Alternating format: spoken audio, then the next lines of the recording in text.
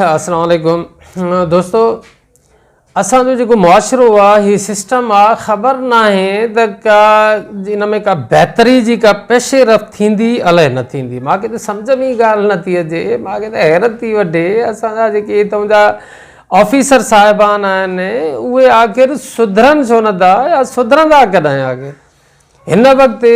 जेको तालीम जे हवाले सां असांजी सिंध जेको आहे अॻे ई भोॻे थी पई। हिन वक़्तु हिकिड़ो गवर्नमेंट मस हिकिड़ो सुठो स्टेप वरितो आहे, सुठो क़दम वरितो आहे जो IBA पास उस्तादनि खे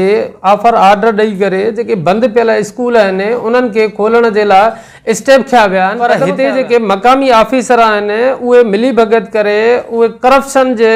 चक्कर में सॼो तालीम जो बेड़ो ॿोड़नि था। उस्तादनि जी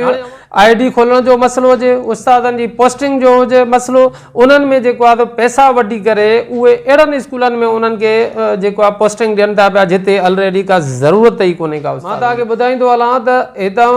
जेको आहे प्राइमरी जेको गर्ल्स स्कूल नंबर 1 आहे उतां जी इनरोलमेंट ॿुधाई वञे थी 200 खां बि घटि, पर उते जेके अॻ में जेके पोस्टिंग हुयूं टीचर्स पोस्टेड हुयूं उहे 7 हुयूं। ऐं जेका नई हाणे अपॉइंटमेंट थी आहे त उन्हनि मां वरी जेको आहे 8 टीचर्स उते वरी नयूं पोस्टेड। तव्हांखे ॿुधायां त जेको प्राइमरी स्कूल नंबर 2 आहे उते 300 खां बि मथे इनरोलमेंट आहे, 300 खां बि मथे स्टूडेंट्स आहिनि दाख़िल, पर उते अॻ में ई शॉर्टेज हुई स्टाफ जी, यानी कि उते 5 जेको आहे टीचर्स पोस्टेड हुयूं। त हाणे वरी जेका नई अपॉइंटमेंट थी आहे उन में वरी सिर्फ़ु ऐं सिर्फ़ु 2 टीचर उते जेको आहे। हिकिड़ो शहर तव्हां ॾिसो, मध्य जी हिकिड़ो शहर आहे, हिकिड़े शहर में एतिरी वेसागाती आहे, एतिरी अंधेर नगरी आहे। इहो ॿुधायो वञे पियो त असांजी जेका TO साहिबु आहे मैडम आबा ज़किया पठान साहिबा, उनजी जेका आहे उहा चऊं नाल ई चऊं या उनजी जेका आहे तालीम सां हिकिड़ी ॿियाई चऊं त माना हिकिड़ो पैसनि जे चक्कर में ॿुधायो पियो वञे त 25-20 हज़ार माना फ़ी टीचर खां वठी करे उन्हनि जी पोस्टिंग जेका आहे उन्हनि जे मर्ज़ी मुताबिक़ कई पई वञे। तव्हांखे मां हैरत जी ॻाल्हि ॿुधायां त असांजो ॻोठु आहे पलीजा पंवर, जिते माना क्लोज़ लॻो पियो आहे स्कूल। मूंखे ख़बर न आहे त जिंदे माना जेको आहे त प्राइमरी स्कूल में बि जेको आहे या हाई स्कूल आहे गर्ल्स जो उते बि जेको आहे जेका नई अपॉइंटमेंट कई वई आहे त उते ऑलरेडी अॻ में टीचर्स आहिनि, त वरी जेके नई अपॉइंटमेंट बि उते ई पोस्टिंग कई वई आहे। जॾहिं त उन खां 2 किलोमीटर या 1.5 किलोमीटर जे फ़ासिले ते हिकिड़ो स्कूल आहे, हिकिड़ो वॾो ॻोठु आहे, ॻोठु पलीजा पंवर, उते गर्ल्स स्कूल मौजूदु आहे, पर उते हिन वक़्त ताईं काई बि माना जेको आहे त टीचर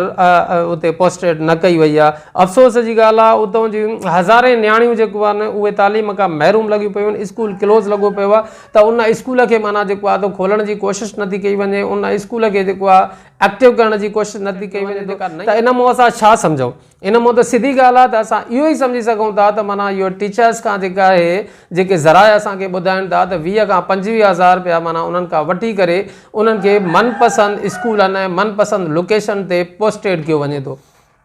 छो मां जेको आहे हितां जे चूंडियल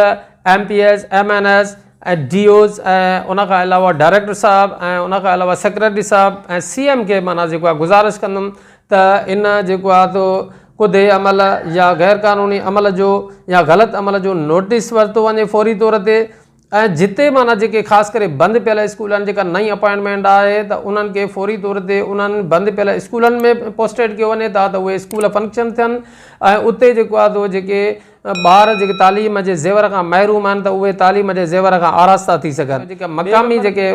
असांजा ऑफिसर आहिनि खुदारा उहे जेको उन्हनि खे अपील कंदुमि त हितां जे माण्हुनि ते रहम कयो, हितां जे बचड़नि ते रहम कयो, हितां जे उन्हनि नए नस्ल जे ऐं हिकिड़े मासूम गुलनि ते रहम कयो ऐं उन्हनि खे अॻे ई माना जेको आहे तो वधीक उहे तकलीफ़ में आहिनि त उन्हनि खे जेको आहे तव्हां वधि में वधि आसाइशूं ॾियण जी कोशिशि कयो त उहे तालीम जे ज़ेवर खां ऐं सिहत जहिड़े ज़ेवर खां बि सिहत जहिड़ी सहूलियत खां बि आरास्ता थी सघनि।